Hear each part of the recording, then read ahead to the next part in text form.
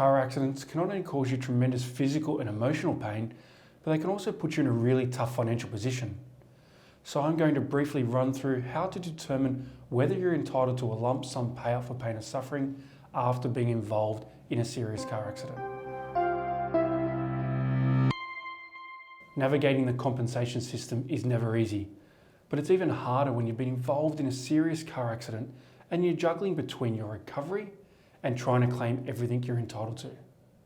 To make things a little clearer, there are essentially two parts to a car accident claim. 1. Your personal injury benefits. This includes your medical expenses and weekly payments for lost income. And 2. Your damages claim. A lump sum claim for pain and suffering and a lump sum for past and future lost wages. Pain and suffering compensation can be quite substantial and is awarded to compensate you for the harmful impacts the injury had on you both physically and mentally.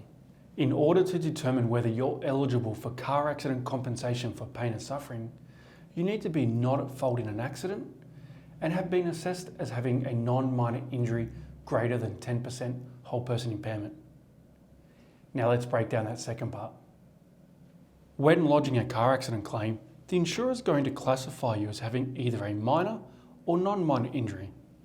A minor injury includes soft tissue injuries, whiplash or bruising, whereas non-minor injuries are more severe, such as broken bones and injuries that require surgery or serious psychological conditions, including PTSD. If your injury is assessed as non-minor, then a doctor will measure the permanent damage the accident has caused you on a scale known as whole person impairment.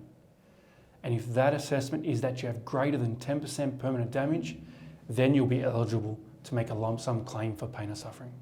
It's important to know that injuries can get worse over time, and psychological conditions can take some time to develop. So if you've been assessed as having a minor injury and your condition has gotten worse over time, or you later on develop a psychological condition, you should go back and challenge that initial minor injury assessment. I want to give you an example of why whole person impairment is important. We recently represented a client who was involved in a serious car accident where she sustained significant injuries. She was past retirement age, so we were unable to claim any lump sum payout for lost wages.